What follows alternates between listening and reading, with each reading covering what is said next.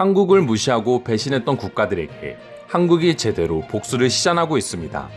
국방부와 방위사업청은 지난 2014년 미국의 대표적인 군사업체인 록히드 마틴사의 F-35 스텔스 전투기를 공군 차세대 전투기 사업용으로 최종 입찰했습니다. 그러면서 전투기 개발에 있어서 가장 중요한 핵심 4대 기술인 A사 레이더, 적외선 탐색 추적 장비, 전자파 방해 장비, 전자광학표 적 추적 장비의 이전을 약속받았습니다.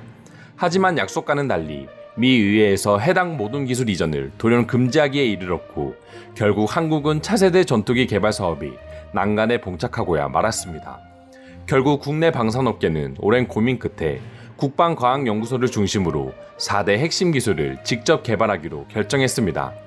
그리고 가용 가능한 모든 자원을 쏟아붓기 시작했습니다. 당시만 하더라도 한국은 방위산업 기술력이 세계적으로 높은 위치는 아니었기 때문에 전 세계 방산 관련 업계들은 한국의 이 같은 결정은 시간 낭비에 불과하며 불가능에 가깝다고 다들 부정적인 의견을 보였습니다. 하지만 한국은 차근차근 하나씩 핵심 기술을 개발하기 시작했고 결국에 최종 과제로 남아있던 A사 레이더까지 만들어내기에 이르렀습니다.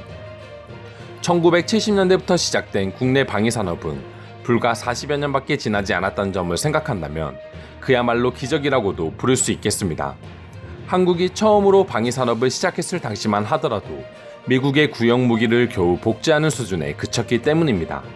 하지만 지금은 순항미사일과 탄도미사일, 그리고 전투기 레이더까지 최첨단 기술의 무기들을 직접 개발하고 생산하는 능력까지 갖추게 되었습니다.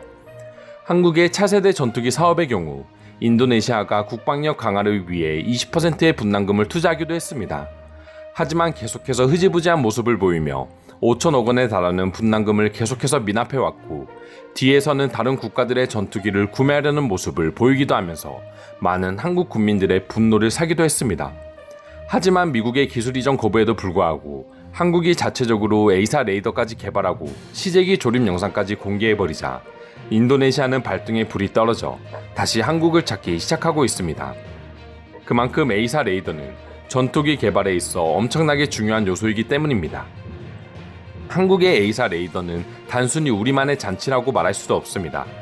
관련 연구진들은 이미 사전에 국제적인 레이더 기술력 보유 국가로 평가받고 있는 이스라엘에서 성능 평가를 진행했습니다.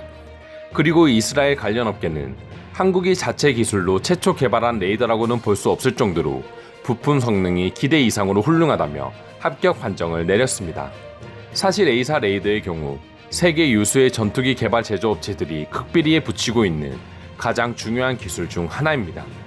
그렇지만 미국의 기술 이전으로 개발이 가능하나 했지만 미국의 갑작스러운 금지로 전 세계는 한국의 전투기 사업은 실패할 것이라고 언급했습니다. 레이더와 관련된 연구원의 말에 의하면 미국이나 다른 선진국들도 한국이 만든 A사 레이더의 하드웨어와 소프트웨어를 보고 정말 놀라고 있다고 전했습니다. 그리고 심지어 일부 국가에서는 한국이 만든 하드웨어에 자신들의 소프트웨어를 붙여 다른 나라에 팔자고 협업 러브콜까지 오고 있다고 합니다. 하지만 연구원은 당당하게 말도 안 되는 소리라며 우리가 직접 모든 걸 만들어 해외에 팔 것이라고 강조했습니다. A사 레이더 기술력을 가진 국가는 미국과 중국, 러시아 등을 포함해 총 11개 국가에 불과하다고 합니다.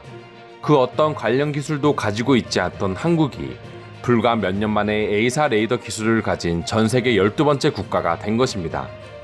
1년 정도만 더 기다린다면 이제 완전한 성능을 갖추고 실전 투입이 가능한 한국의 A사 레이더를 볼 수 있다고 하는데요.